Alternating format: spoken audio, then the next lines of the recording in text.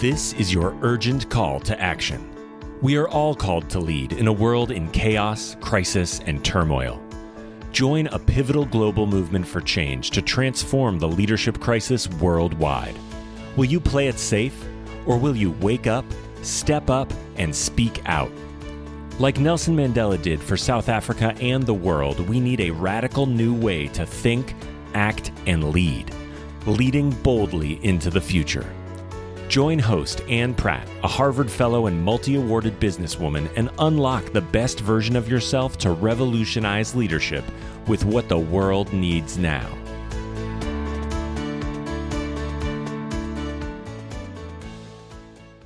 Greetings to all you future bold leaders. Thank you for joining us from around the world.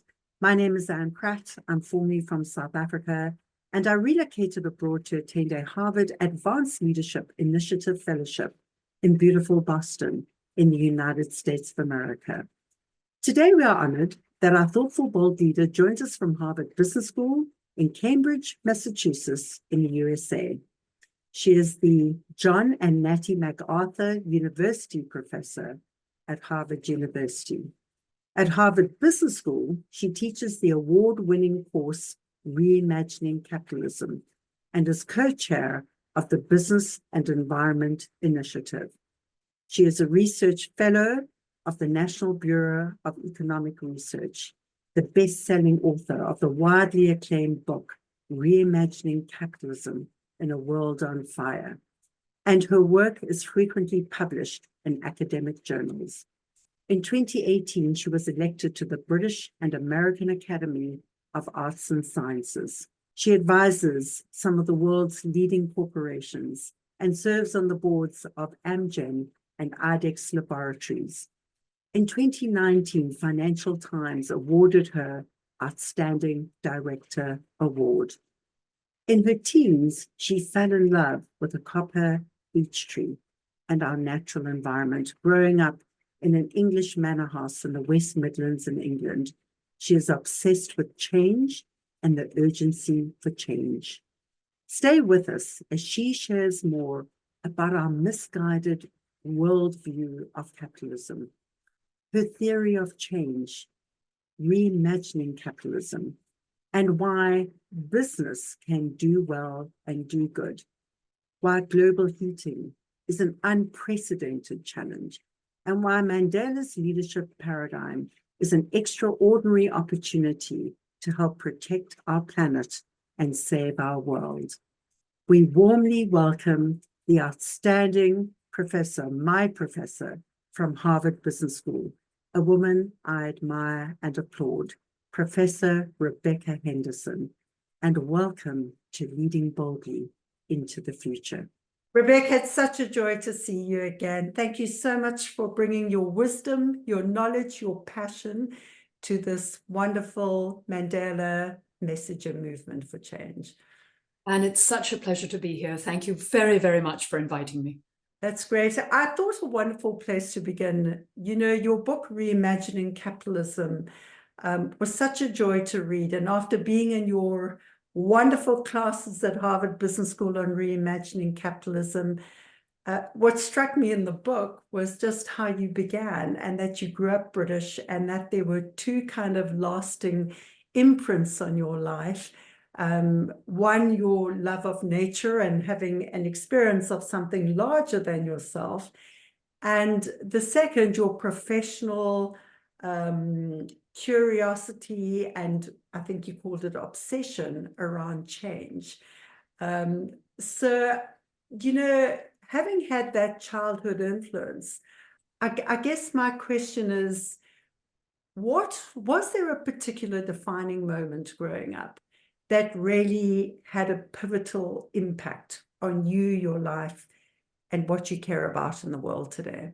And sometimes I think there's something wrong with me because I don't have many defining moments that I can point to. Change in my life has been much more gradual, much more organic. So I can point to a defining memory, but I'm not sure it's like the moment I woke up. So, or, you know, decided what to do with the rest of my life. And as you suggest, there are really two defining memories for me. One is lying on the branch of a great copper beech tree in Shropshire with sunlight filtering down to me through the leaves and the smell of cut grass and just a feeling of peace and connection. And what I think about now is a feeling of deep time. It was a very old tree. I would guess 300 or 400 years old. At least it had been standing there. And that sense, not of being erased, but of being part of something much larger and much deeper, something very beautiful and very kind. That's been a central experience and continues to be a central experience for me. The second sort of memory, and again, this is a composite, I think, rather than a particular moment, is realizing that one of the largest and most successful pottery in England, so this is a firm that made tableware, dishes, plates, serving vessels. One of the largest pottery in England had a workflow, that is, they were processing their work, literally like moving it through the factory, in a layout that I suspected was at least 50 years old and might be 100 years old. Like, what are they doing? You know, I was a very junior analyst working for a major consulting company, and I had just mapped the journey of a plate through the factory.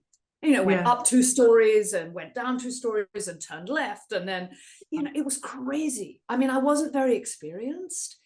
This was the early 80s, but I knew enough about modern manufacturing to know 2 things. One, this is a problem. And 2, it shouldn't be me, a junior analyst, who's like, you know, seeing this. What is happening? And that sort of experience got me very, very interested in the problem of change, or let's call it the phenomenon of change, because change is not a problem, it just is change.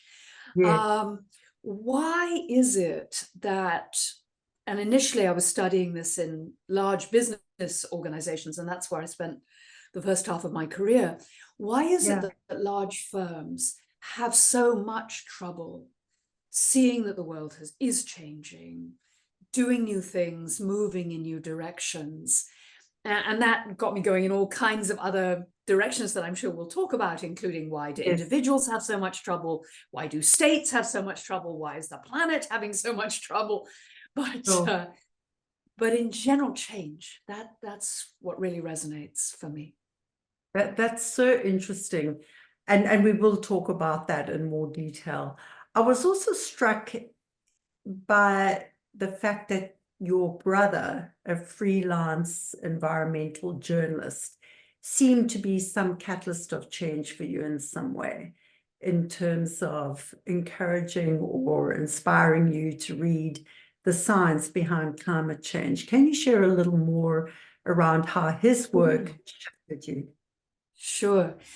So I became a professor, a management professor, and I started studying change in large organizations. I was the Kodak Professor of Management, which was deeply ironic. And I was having a great career. It was a good time. And my brother showed up in my office. Not my brother. I'm sorry. I was really enjoying my work. And then my brother started sending me some of the early scientific work on climate change. Not that early. I mean, we're talking 1990s, early 1990s. And I read the papers, and my first thought was, oh dear, I need to quit. Here I am in a business school, oiling the wheels of corporate capitalism, and I should leave. I should dedicate my life to doing something about this problem. You know, we say climate change, it's really global heating. We're systematically heating up the entire planet. And even in those early papers, you could see what was going to happen unless we took appropriate action. And that really reoriented my professional career in a very fundamental way. I thought of quitting. It was my friends who worked for nonprofit organizations in environmental action who persuaded me not to. They said, you can do more if you stay where you are. I still wonder if that was right, but I took it very much to heart. And I think there's a broader point there, which is global heating is so ubiquitous and is going to change so much that all of us can do something. It doesn't matter what your gift is, where you're working. We have to change pretty much everything. So everyone can help. Yeah. And to that point, Rebecca, what strikes me, I mean, I think you are in the perfect place. I mean, teaching the program you teach at Harvard on reimagining capitalism, and also the fantastic, widely acclaimed book you've written around, the role of business and how business can help save the world. Can you share with us what motivated you to write the book, and which was published in 2020, the first edition, and why now? I wrote the book because my students asked me to. I had, about 10 years before, started a new course at the Harvard Business School on capitalism, because when many people think about global heating, their first thought is, well, this is capitalism's fault. I talk to audiences of young people and they say, why reimagine capitalism? Why not just throw it out the window? Which is a great question we can come back to. But my initial thought, and it remains my thought, is no, that would be a major mistake. We have to find a way to reconcile the power and flexibility and scale and reach of capitalism with living on a sustainable planet, living on a thriving planet. And let me say, I mean, I focus a lot on global heating because I think it's so critical, but all these issues are tied to each other: inequality, equity, global justice. We need to find a way to reconcile a thriving economy with a survivable planet, with a thriving planet, and a world in which everyone has enough to eat and basic security and jobs with dignity and respect. And we're now talking, wow, when I started all this, it's nearly 20 years ago. It's about 20 years ago. I had no idea how to do that. I didn't even know if it was possible. I had an intuition it was important. I'm one of the people who thinks that the huge economic progress we've seen over the last 50 years is valuable. It hasn't been as well distributed as we would like, but we now, particularly those of us in the developed West, live lives that others could only dream of. But we've seen billions of people come out of poverty. We've seen huge increases in life expectancy across the entire world. The number of children who die before their 4th birthday has fallen precipitously since 1840, not just as a percentage of the population, but total. So, I'm a fan of capitalism. I'm a fan of its drive and its energy, but how do we reconcile it? Because, to take the position of those young people who say, well, let's just get rid of this. Let's see. A capitalist is someone who cares about nothing but making money. And in principle often is constrained by their investors to focus on only that, to maximize shareholder value, to maximize the bottom line of the corporation. And that can imply pushing onto everyone else those inconvenient costs, like the costs that are generated when you burn fossil fuel or when you drive wages down, pushing all those other costs onto society. And so really, capitalism, is that what we want? So that was the origin of the course. When I first started, there were 28 people in the room, which for the Harvard Business School is tiny. I was used to teaching classes of, more than 90 people. But it was an amazing semester. And the next year, 365 students signed up to take the course. And that was amazing. And it became the fastest growing elective at the business school in the last 15, 20 years, or one of them. I have to be careful, but certainly one of the fastest growing electives. Yeah. And many of the students came to me and said, Rebecca, you have to write this down, because I'm trying to explain to my friends what you're talking about. And, you know, I can't really do the whole thing. And so please write down what it is you're teaching. And so I tried to write a book that is written for people in business. Yes. That is a roadmap to building a capitalism that is just, that is regenerative, that is a partner with civil society and government in building a world in which we can all thrive. Yes. And, you know, lots of people working in this field. My book's just one of many, but it's a pleasure to be part of what's becoming increasingly a worldwide movement to rethink how we run firms, what their goals should be, how they should be governed, what we should ask of them. And that's been really exciting. I still get emails. The book's been out about 4 years now, and I still get emails almost every day from people who have written it, have read it or enjoyed it and want to know more, and tell me it's made a difference to them in their careers, which is amazing. Yeah, well, it's a fantastic book, and I have read it a couple of times, and I think it's got a wonderful balance between the research, the theory, but very practical examples with a very practical roadmap, as you say, for corporations to follow.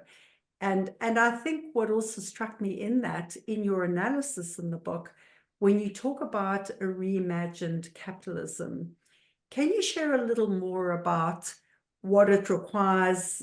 What is your thinking around redefining the purpose of the firm and also redefining their role in society? Can you share a little more about that?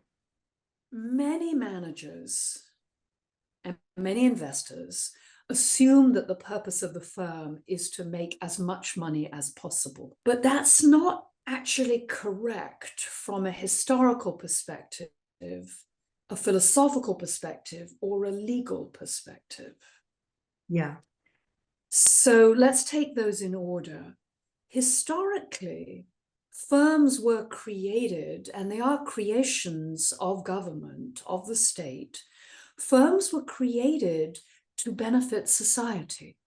So here in the US, the earliest corporations were formed to do things like build bridges and make roads. They were a way to bring capital together, to mobilize capital in the service of society, to produce goods and services that people want and need. Yeah. And profit then becomes a means to an end. Profit is necessary in order to persuade people to invest in these firms.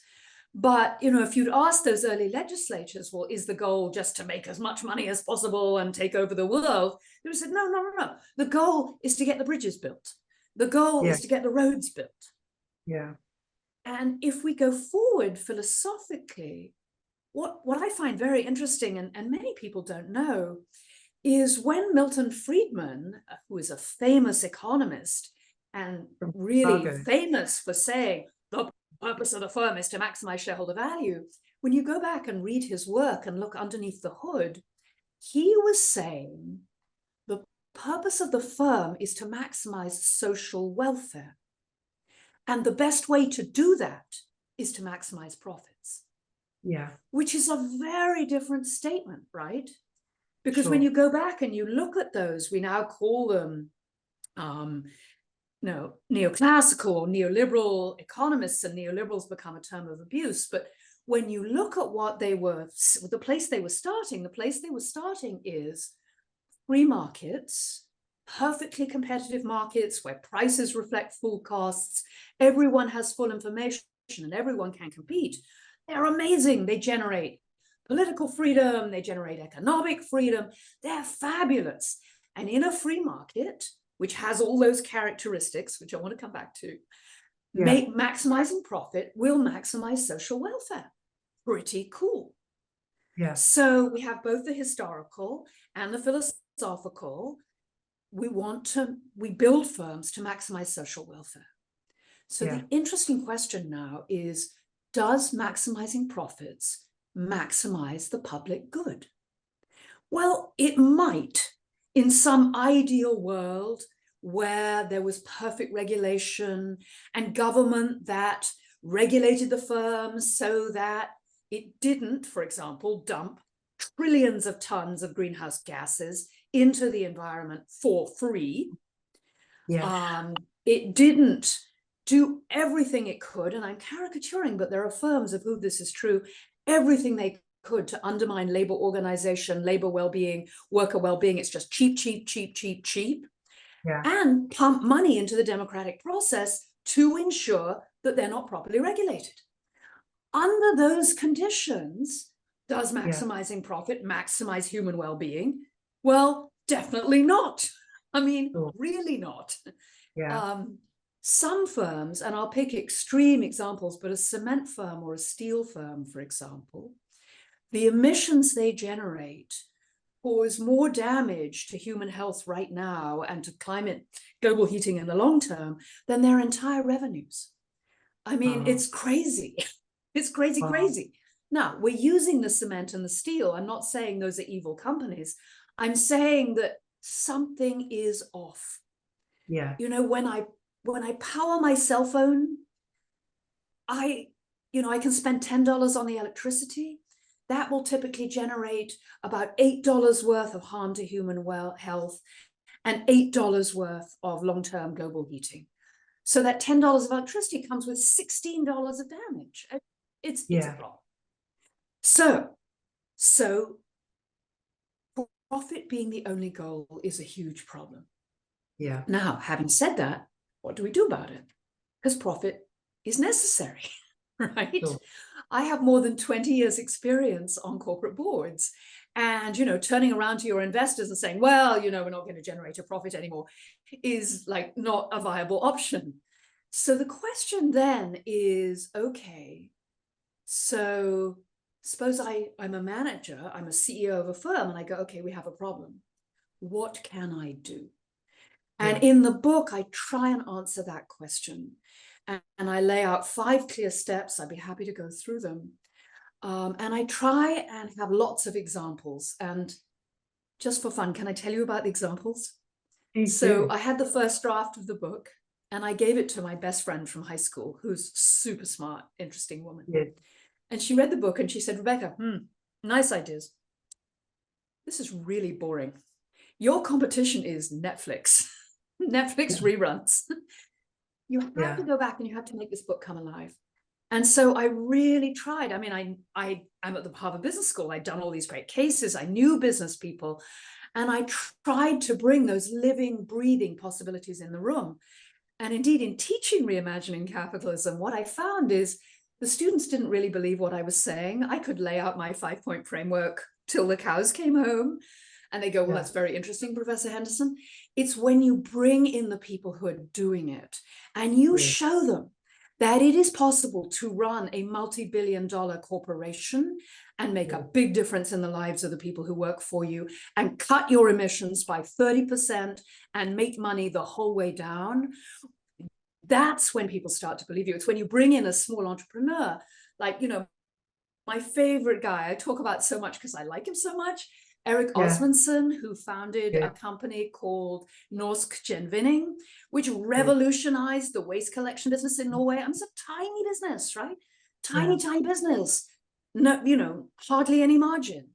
You want to do it, you can do it. And I think the estimates, my best guess, no one really knows, is we could reduce emission of global greenhouse gases by about 40 to 50% and make money the whole way.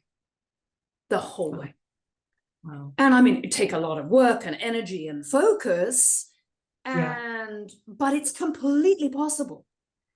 And so profit should not be the goal of the firm. It never was. The goal of the firm is helping to build a thriving and prosperous society. profit is a means to an end, not an end in itself. And that's the thing to keep a hold of. Everything else is detail. Yes. But that's the fundamental shift. You know, you also in your book quoted Ray Dalio, who founded one of the world's largest hedge funds. And I was curious about his view. I mean, he's a money man.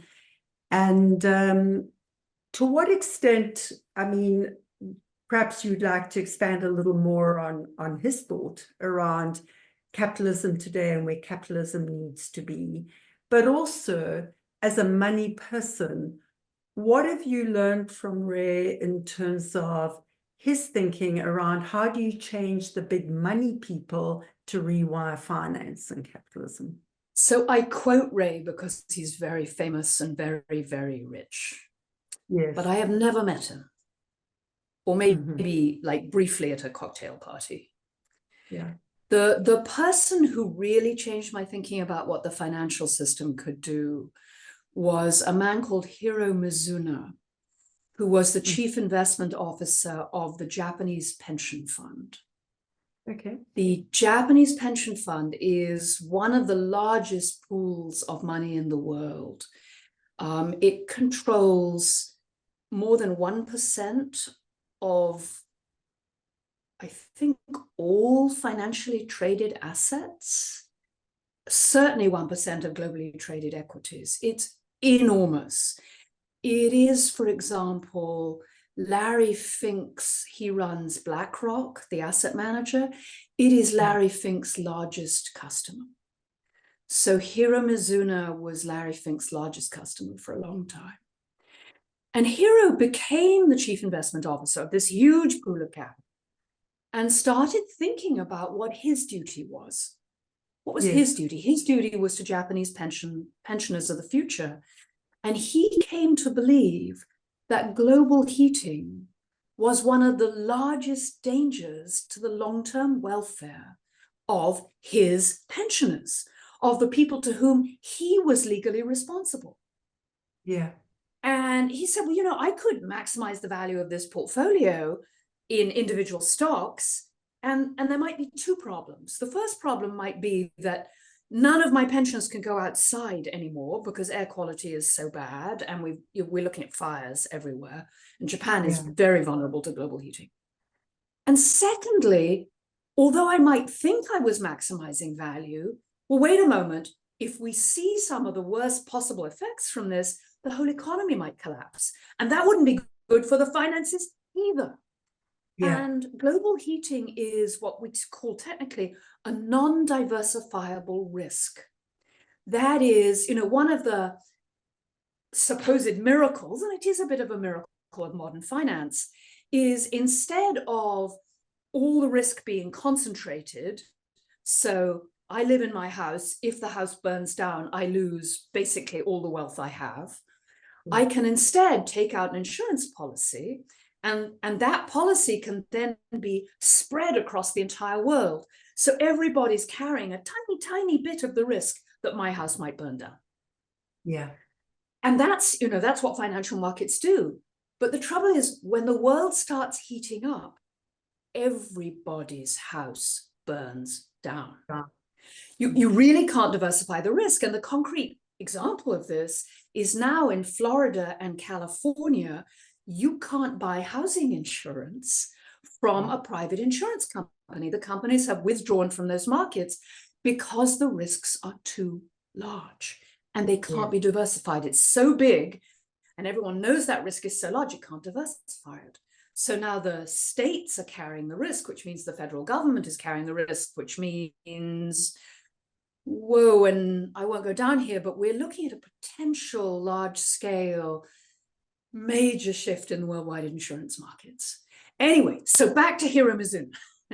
Hiro said, you know, I could try and get 1% more on every stock, but because I'm so big, I own every stock.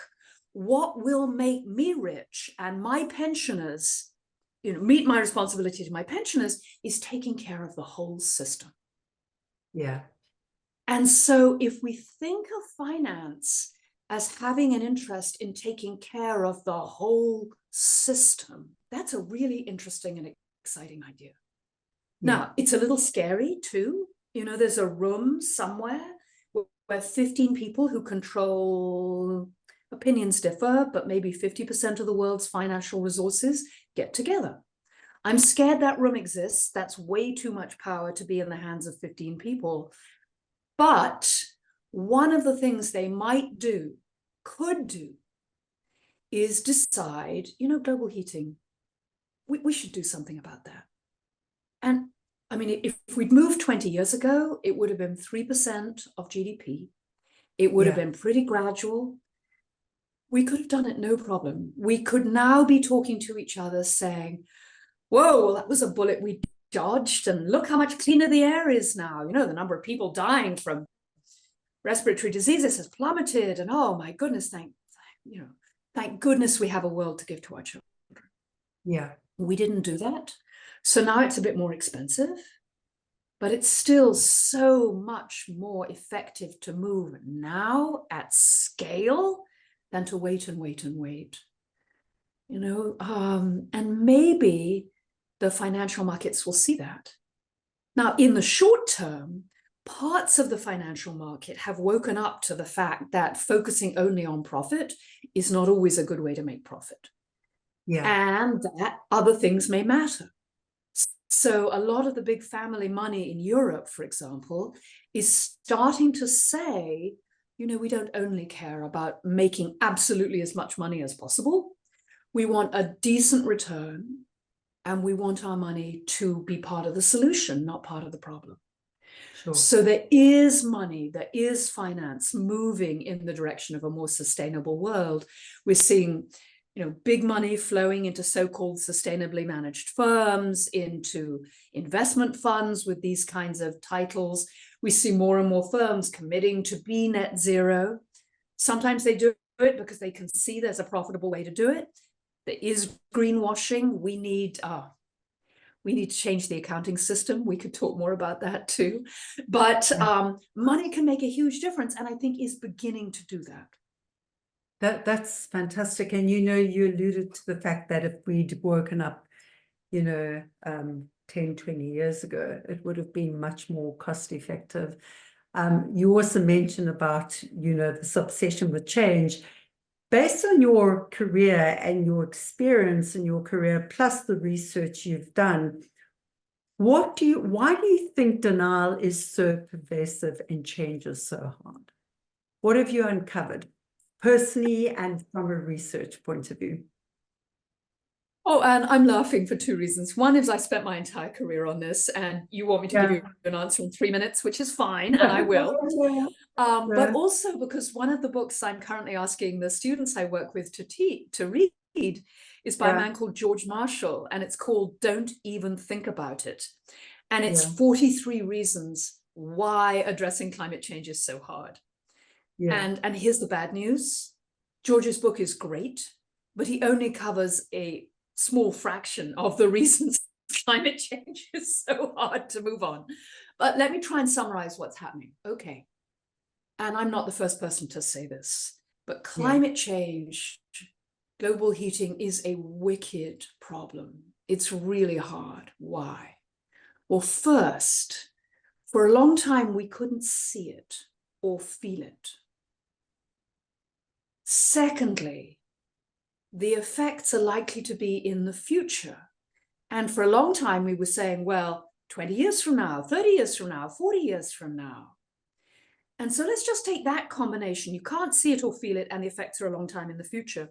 Well, that's rather like your doctor saying to you, perhaps, when you're 20, you know, you really shouldn't eat hamburgers and you should really exercise. Because if you don't do that, you're going to have a heart attack.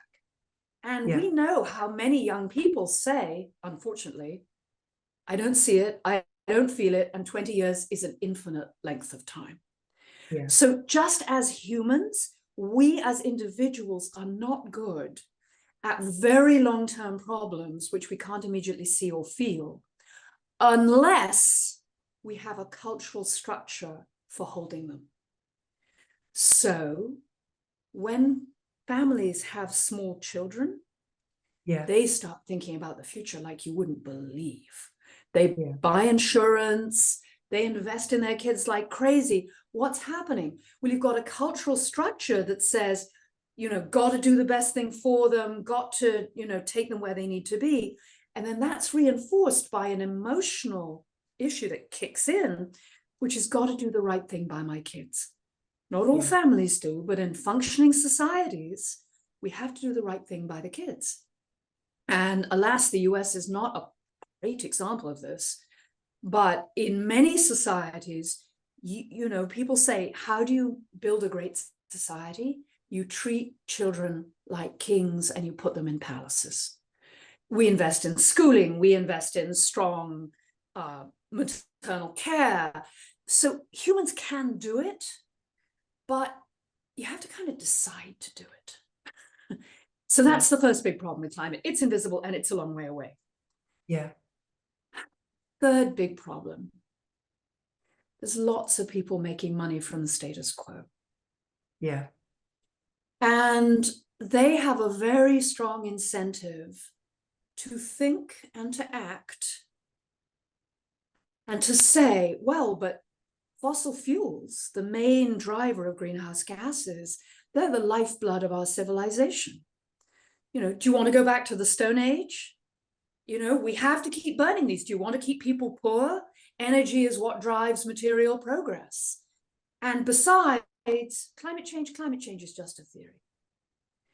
And so we had a very significant fraction of the economy. The energy sector is a huge sector of the economy, has been for a very long time.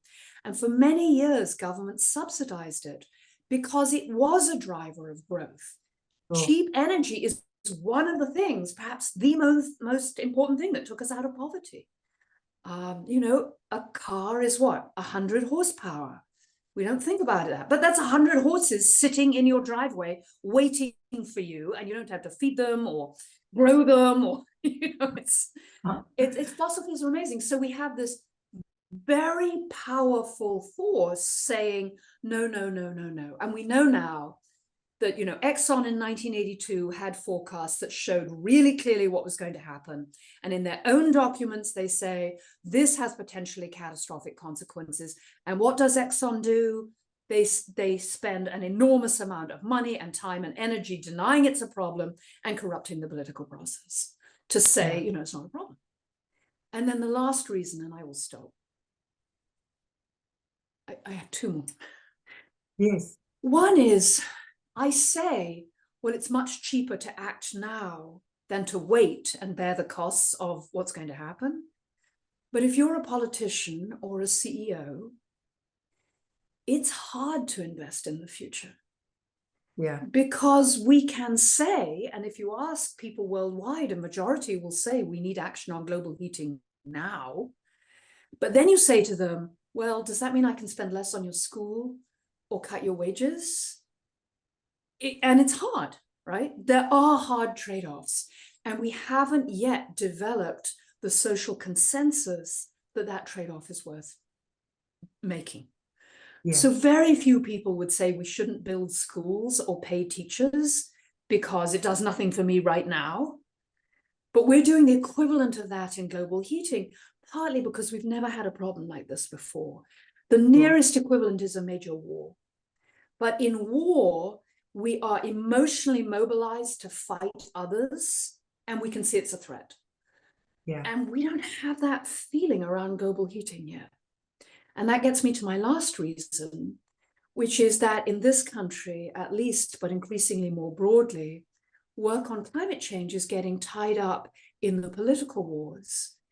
And those sectors of the society that feel they're losing out to the modern world, to modernity, often rural, often of a dominant ethnicity. In the US, they tend to be white and rural, feel deeply threatened by changes in the world, deeply threatened by people who don't look like them, who don't feel like them.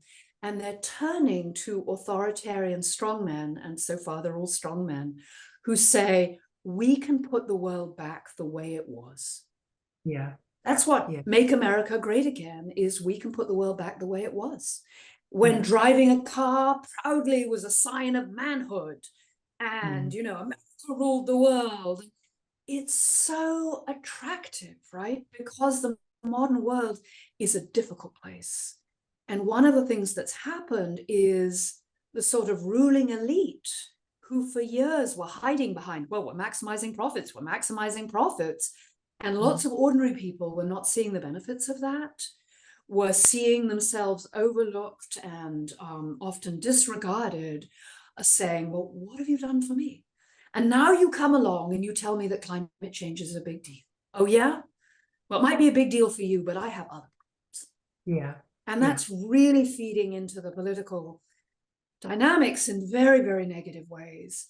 So we have individual psychological reasons, and George Marshall's wonderful book, he goes through 44 individual psychological biases and others, like how the media is structured, how we consume news, how tempting it is to fall into denial or apathy or despair. I mean, this is always the part in my presentation. I haven't even shown you the heat maps, right? Where we talk about the fact that we're almost certainly going to go to 2 degrees, and much of India and Southeast Asia and equatorial Africa and South America will become uninhabitable, and hundreds of millions of refugees migrating north. I mean, we have a problem. Yeah, it's mind-blowing, actually. I mean, I think I read in one of your articles that they estimate about 1 billion refugees by 2050. Yes.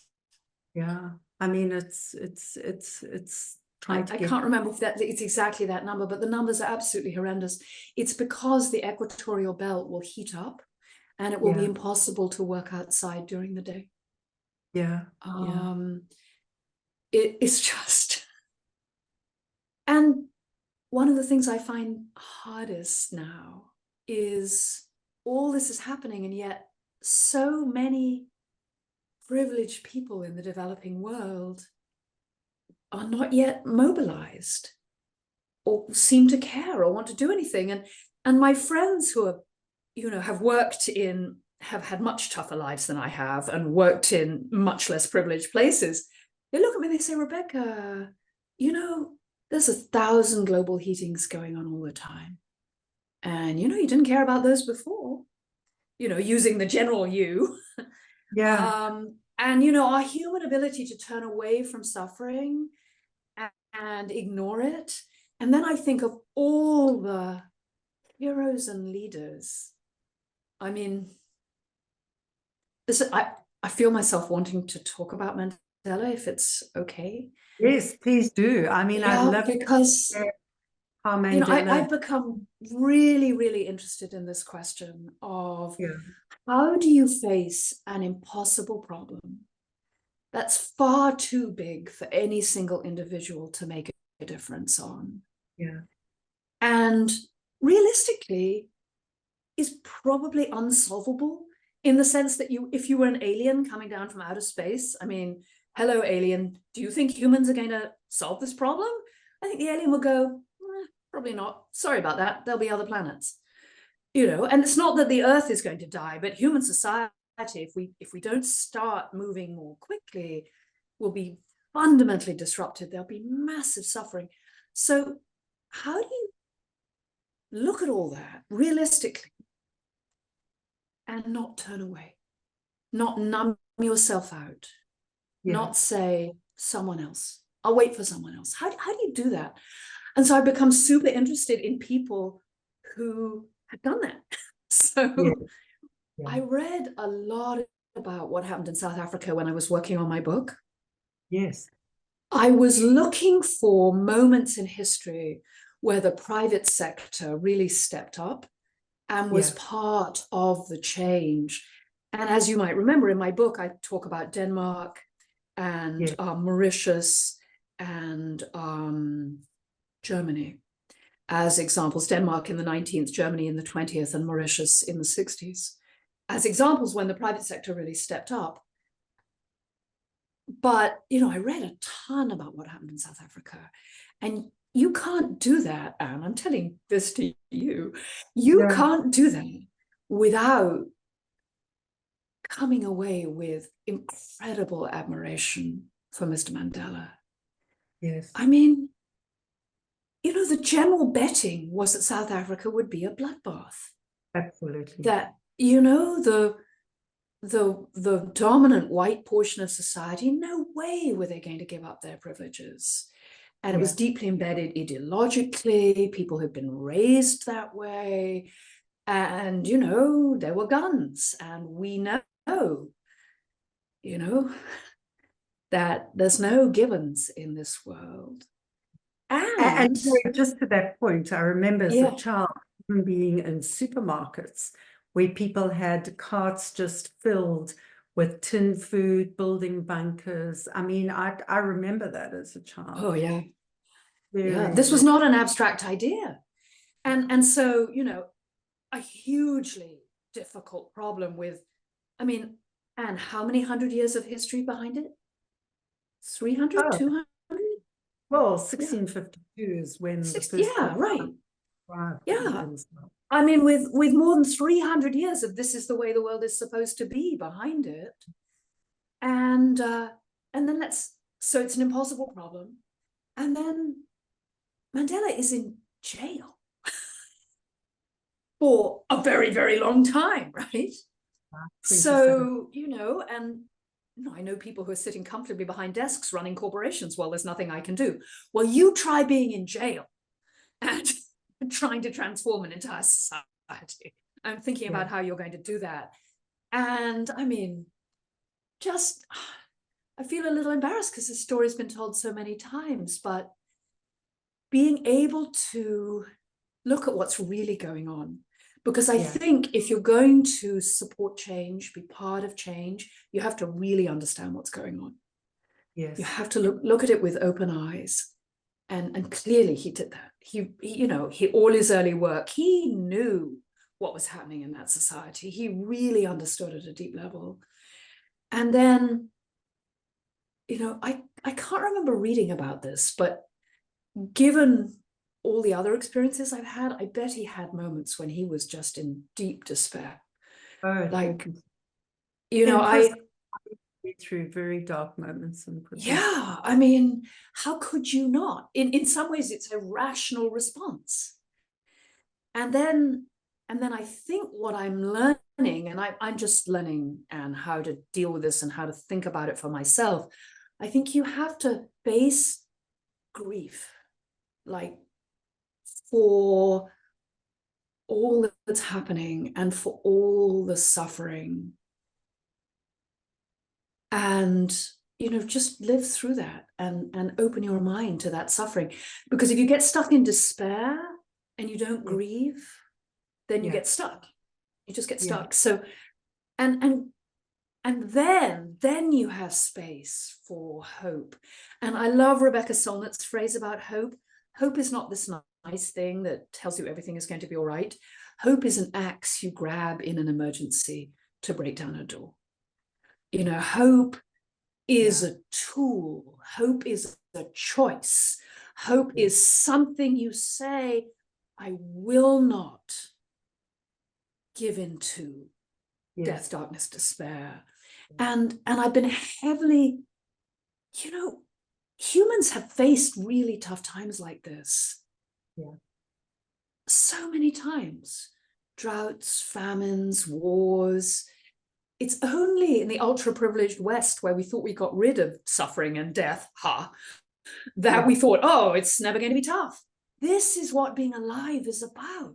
Absolutely. This is what being alive is about. And I think, you know, then when Mandela moves to possibility, and not just an abstract, nice position paper, here's a theory of change, but he moves to, I mean, and he moves to love. He was truly remarkable. Yeah. And I've also been reading a lot of the writings of Martin Luther King, and I'm still just a tiny beginner student in both cases. But the ability of these two men facing an impossible situation rooted in hundreds of years of history and choosing to love and choosing to hope. I mean, is that what we need to do now or what? I mean, this is the only answer. I think And, it is. I have many young activist friends, and they're amazing, amazing. But in activism, it's easy to get stuck in anger and rage, which I get completely. I get it completely. But somehow we have to not just understand the possibility of change, and that there's quite good news. I mean, I can be really coherent on, yes, there's all these things we can do, and we would build a much better society in many levels. And there's lots of people doing work in that area. So the possibility, but we have to do it with hope and with love. And this is the other thing. And you knew Mr. Mandela. I never had the privilege, but here's my guess. Didn't think it was him. He thought he was a catalyst. I don't know what kind of language he maybe used about it, but when I've met I've met a few leaders like this, not of his stature, but like local leaders, they talk about it flows through them.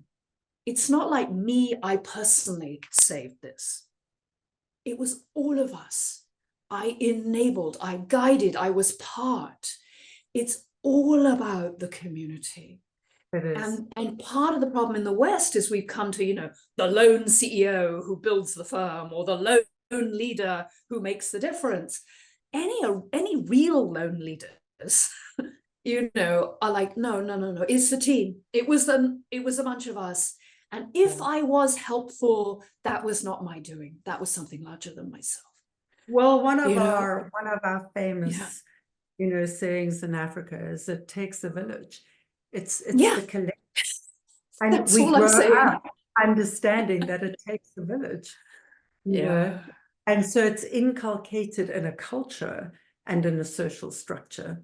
And all those early founders of the African National Congress grew up in that African spirit of Ubuntu, which is our human interconnectedness. And so there is a cultural change, a value shift, and that was very much part of the social cultural structure that supported that view of the world.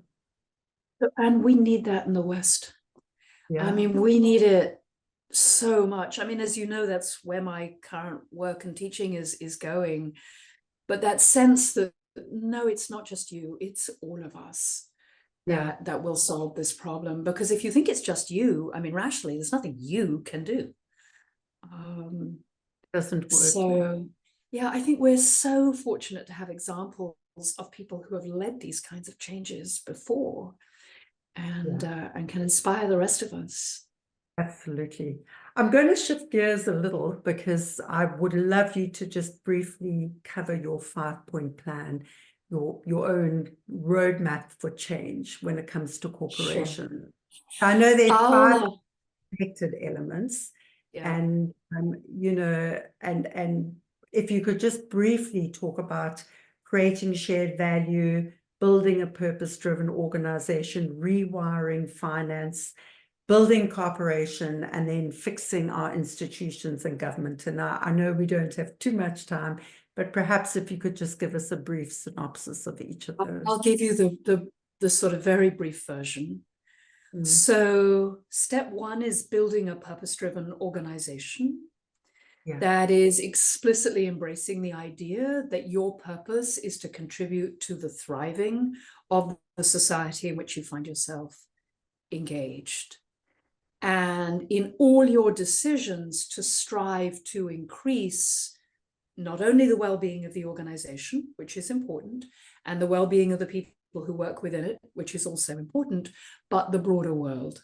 So we could call this a stakeholder model, but a much more holistic model. And then the second step is realizing you can make money if you do that. So this is creating shared value. That is, you're creating value for the society and for the firm.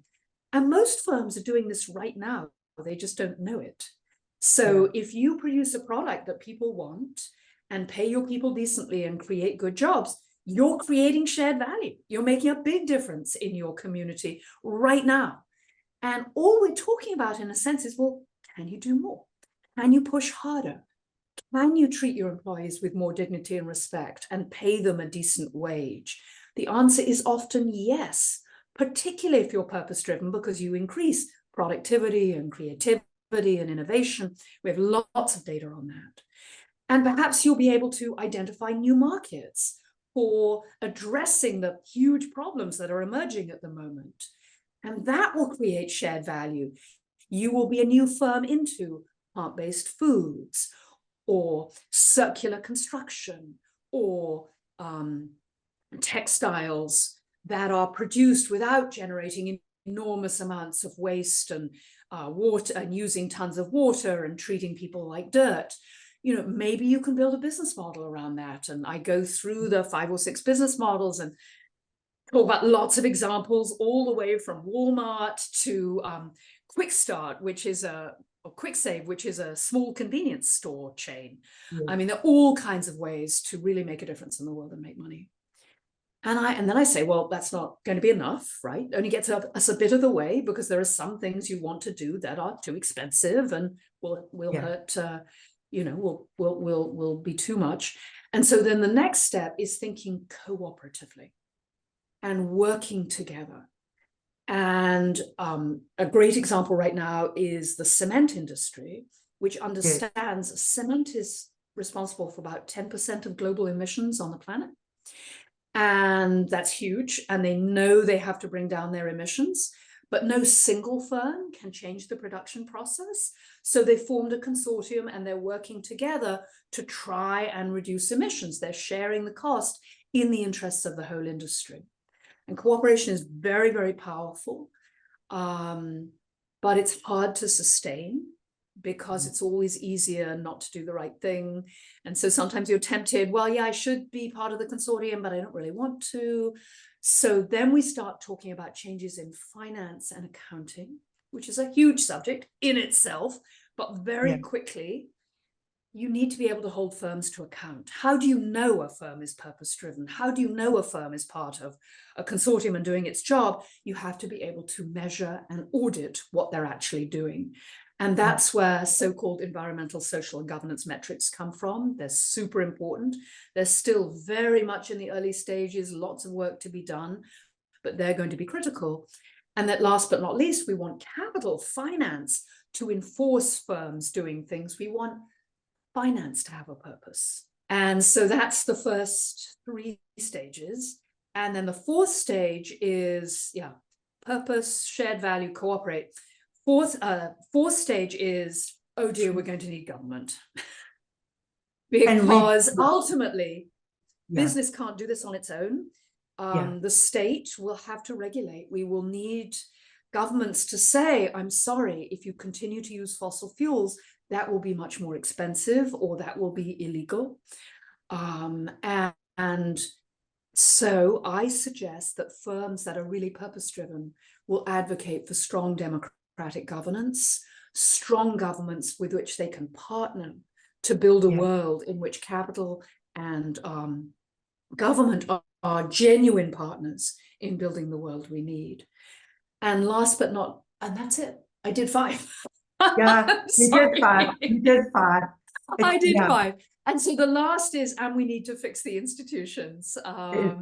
So purpose, shared value, cooperation, finance, government. 5, right? Yeah, that's it. Yeah.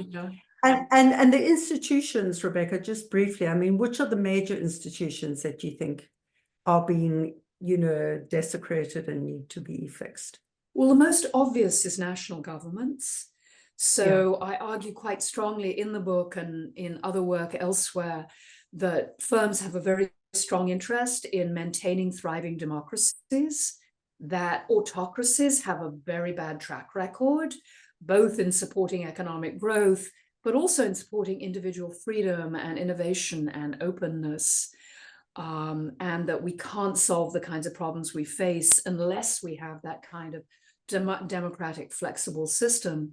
But I also argue that local and state governments are very important, and that the institutions of civil society, having a free and open media, having strong labor organizations that can give a voice to ordinary people, those kinds of institutions, strong educational institutions that are really tackling the problems we face, those are also important. So I use institutions in a very broad sense. Yeah. One of the problems with neoliberalism was it downplayed the importance of institutions. It said all we need are firms on their own and the free market. And, any real country where the government is very weak, that's a failed state. And we know what those look like. Yeah. They do not look pretty. No, thank you for that. Just a couple of fun facts. What is one of the happiest memories of your childhood? Crawling on my hands and knees through long grass when I was 4 or 5. I remember the grass was way, way higher than I was. Yeah. And I was playing Jungle Book with my father. And he was coming after me. He was a lion or a tiger. And I was Mowgli trying to get away through this jungle of grass. Yeah. Yes, I remember the smell of the grass. I remember my father. I remember that afternoon, sort of all bathed in a golden light. Oh, that's wonderful. And what has been one of your most inspiring moments at Harvard Business School? I don't want to pick any one of these, but the moments when a student will look at me in class or in office hours and say, "You've helped me see the world in a different way. Yeah. I'm going to do something different." I mean, there's no greater compliment you can pay a teacher.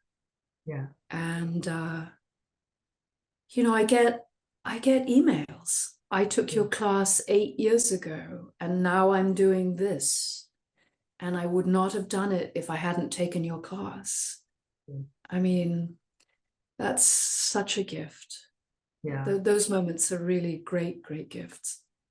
That's wonderful. And something that very few people know about you. What is one thing that people seldom know about you? I play the cello very badly, but with great enthusiasm. Really? I did not. I'm a passionate amateur cellist. Yeah. Oh, that's wonderful. That's wonderful, Rebecca.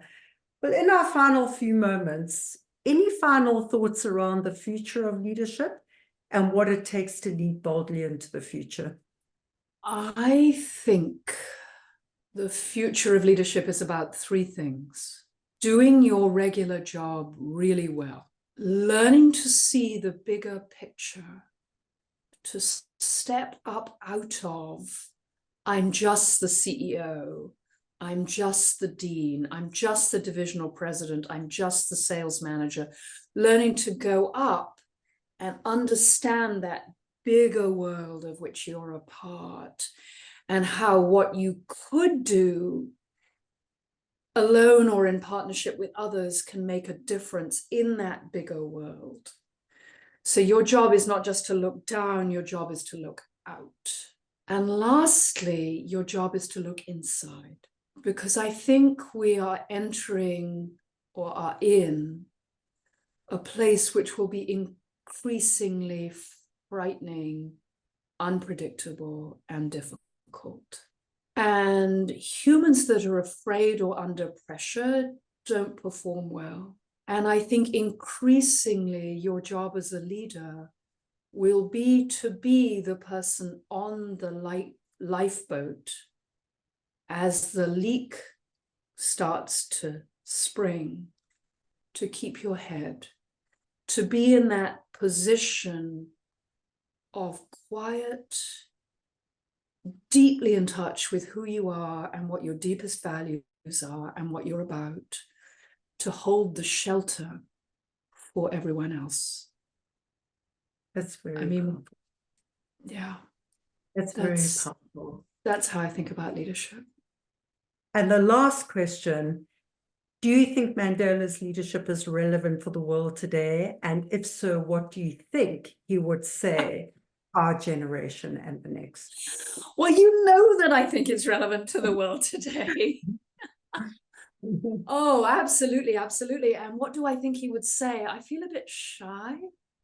answering because like he's one of the greats. So I'm sure whatever he would say would be better than whatever I will stammer out. But I think he might say something along the lines of, do not be afraid. Yeah. Remember, we're in this together. You act not because you're sure it's going to work, but because you must. Because that is the thing we do. We act from love to protect our children. That's what we do. Yes, yes. Rebecca, thank you so much. Thank you for sharing your incredible insights, your humanity, your authenticity, and your incredible knowledge and skill. And it's such a joy and a pleasure to have you as part of this movement. And thank you so much. Thank you for all the incredible work that you are doing, your persistence and your passion, and for, I think, bringing to the world something that's incredibly important. You know, we know that humans have many sources of awe, that sense when you're in touch with something greater than yourself. But the number one is extraordinary moral beings. And Nelson Mandela was one of those. And you're reminding us of his legacy, of his importance, of who he was right now, feels to me a really important thing to do. Thank you. Thank you. Listening to my outstanding professor from Harvard Business School, Professor Rebecca Henderson, a woman I admire and applaud, is a bit like being back in class at HPS. Rebecca provokes and evokes critical new thinking around our old worldview of capitalism and corporations, their purpose, societal role, and relation to the state. Her theory of change is a systemic framework and a practical pathway for big business to leverage the power of the purse to tackle these big challenges in the world and to create a new brand of capitalism that is profitable, equitable, and sustainable. Climate change is a wicked problem. Denial is pervasive. Change is hard, messy, and slow. Whilst this is an unprecedented challenge, super-performing and bold corporations worldwide are pioneering the way. Companies are tackling these big business, environmental, and social issues, and at the same time, they are increasing consumer demand, reducing business risk, and cutting costs. Examples include the Dutch and British-owned consumer goods multinational giant Unilever, who in 2010 announced the Sustainable Living Plan. Another example is the American publicly traded and family-owned retail giant Walmart, who responded boldly to Hurricane Katrina in 2005. Shortly after that, they committed to audacious goals around renewable energy and energy-saving plans. By 2017, Walmart had doubled their transport efficiency, which saved the corporation $1 billion, around 4% of net income. So let's revisit Rebecca's 5-point systemic plan for change. What are these bold and leading corporations and corporate chiefs doing to innovate, adapt, and transform? Firstly, they are creating shared value for the business and society. They are turning social problems into business opportunities. Secondly, they are revolutionizing purpose within the firm, where every and all decisions impact not only the company positively, but employees, partners, business partners, the community, and the outer world. Thirdly, they are building collaborations with competitors within their industry to tackle big industry issues and to share massive costs. The fourth part of the plan is that collectively we need to rewire finance to do impact investing in firms that are profitable, equitable, and sustainable, and hold those firms accountable. And the fifth part of the plan is collectively we need to rebuild our institutions. For example, strengthen our democracies, ensure that our governments are trusted and functional and are able to legislate and regulate industries and corporations.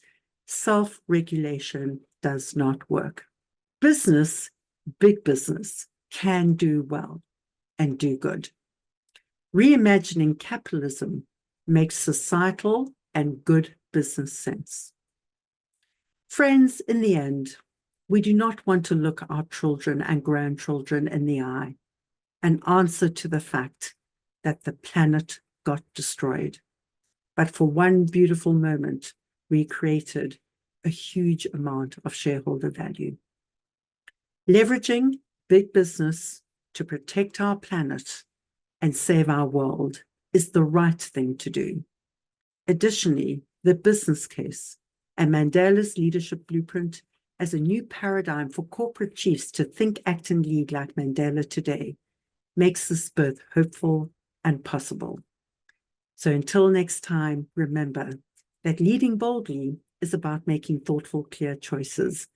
And bold leadership is about taking bold action, just one small step at a time. One small step for you, but together with big business, a giant step for humanity. So take care and take thoughtful, bold action.